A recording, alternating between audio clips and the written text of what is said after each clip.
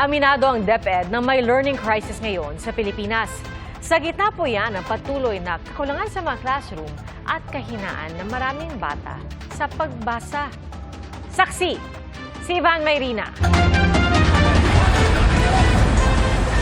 Ang nasunog na San Francisco High School sa Quezon City. 1980s pa raw itinayo at may mga problema na sa linya ng kuryente. Yan ang nakikitang posibleng sanhi ng sunog ng Bureau of Fire Protection. Kaya utos si Pangulong Bongbong Marcos na nag-inspeksyon doon kanina. Suriin ang electrical system ng paaralan. Kinakargahan na natin ng computer, ng bagong fan, na yung iba aircon. We have to look at the other schools also.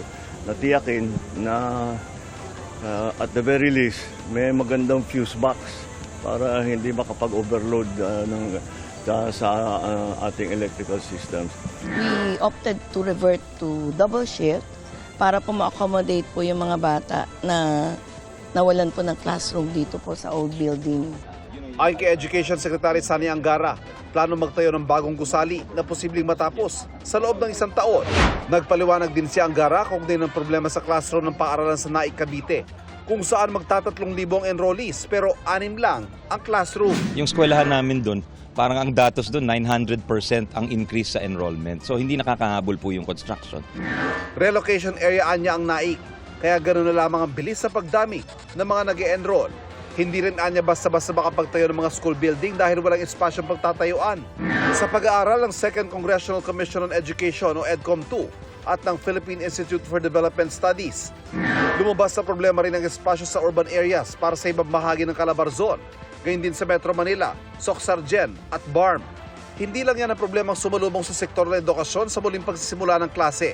Sa Esteban Abada Elementary School sa Quezon City, 38 estudyante ang mahina sa pagbabasa. Kaya tinututukan ng mga bata sa after-school tutorial.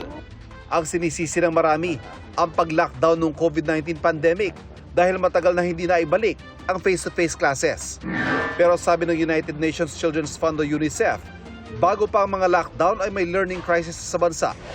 Sa pag-aaral nga nito noong 2019, lumabas sa 9 sa 10 Pilipinong nasa grade 5, hindi kaya magbasa na angkop sa kanilang grade level.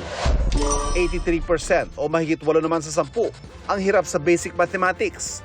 Pinakamalala sa Bangsamoro Autonomous Region ng Muslim Mindanao o BARM at lumala pa yan noong pandemya. Hindi na yan itinanggi ng Department of Education. 100% nag-worsen kasi may mga bata na hindi pa marunong magbasa, nasa bahay lang sila, hindi nila kasama yung teacher. So, paano sila matututo? Dismayado rin ang Pangulo sa senior high school curriculum. It is just expressing the same frustration that I expressed in the first place. Kasi it's costing more for the parents. Kasi nadagdagan ng 2 years pa. Sa 10 years, wala namang advantage. Wala naman naging advantage. Hindi rin nakukuha sa trabaho. Sa isang pahayag, dati nang inamin ni Angara na hindi maayos ang implementasyon ng senior high.